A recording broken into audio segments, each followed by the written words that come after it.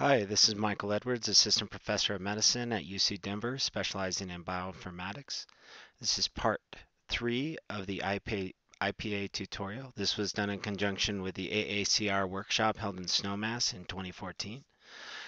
In this tutorial, we're going to go over the disease and function tabs in IPA. This is using the gene list of 700 and originally 748 transcripts that were different between two forms of lymphoma, one more aggressive than the other. Um, so let's go to this tab, disease and function. So we've downloaded our data, we've examined the pathways, kind of looked at some of the tools we're able to use with that. Now let's go to disease and functions here. IP has a very unique and what I think a really cool way of demonstrating this. So you have all these boxes here and they represent biological conditions or biological classifications. The orange, the ones in orange are predicted to be more active and those in blue are predicted to be more inhibited based on whatever cell type or condition that you're looking at. In this case, this is all related to the more aggressive B-cell lymphoma. We can alter this in many different ways. We can size by, so right now we're sizing, the bigger the box, the less likely we would see those genes associated with that particular pathway. Let's look at number of genes.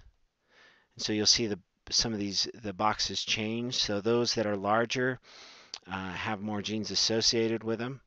We color by Z-score, so that's the activation state.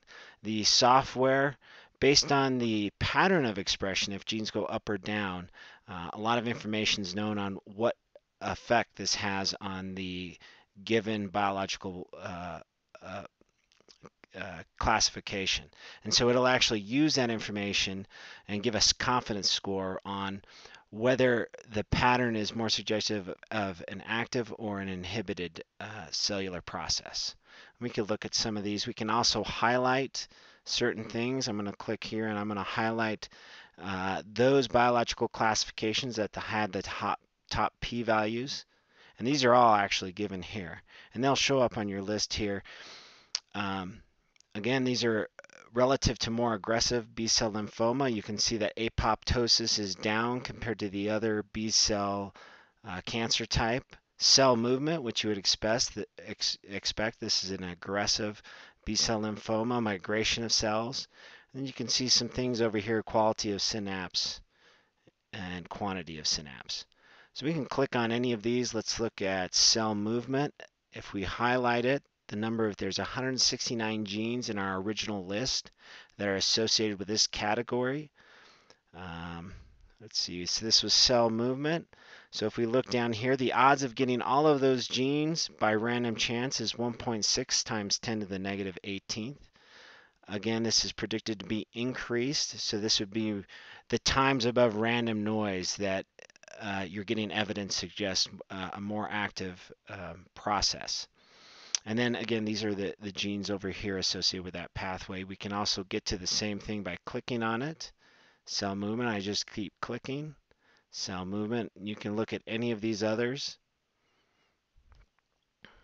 So at the last click, we'll bring up all those genes associated with that list and give the evidence for the more active state for this particular classification. So here are all our genes. There are 169 genes, and 7 of them predict a more active state. So this gene here, SOX2, given that it's going up, is predicted to increase cell movement. And the reference here, you can click on this blue thing. And this is the manuscript that gives the evidence for that SOX2 increases motility in cells. And you can go to that reference if you'd like. You click on this link here. We could take these and make a gene list out of them ourselves. I can select all of those and I can say add to my pathway. And so now we could just analyze those if we wanted. We could manipulate them any way we wanted to. We can download this list at any point to get a text file or an Excel file to send to somebody else. Okay, let's go back to the top.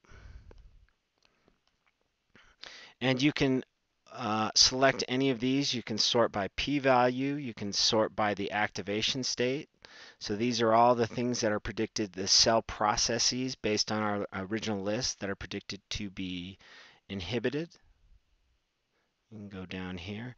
They'll color it based over like a twofold over random noise. It's almost like two standard deviations, and they'll call it decreased.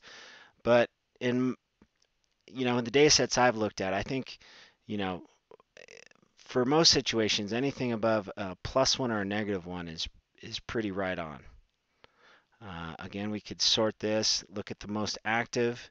And again, these are all suggestive. This isn't just random noise here. These are all suggestive of more, here's cancer, migration of cells, stimulation of cells. This is all giving you kind of an idea of the biology in your list. And we could look at a tree view here. So in the next slide, or the next tutorial that I'm going to look at. So we've gone to canonical pathways. We looked at disease and functions. Now we're going to go what's beyond the canonical pathways, or what all the experts decided what genes are associated with a particular thing. We're going to go to networks for our next one. And what this does is it'll draw these relationships based on any biological relationship, whether they be binding, activation, any relationship.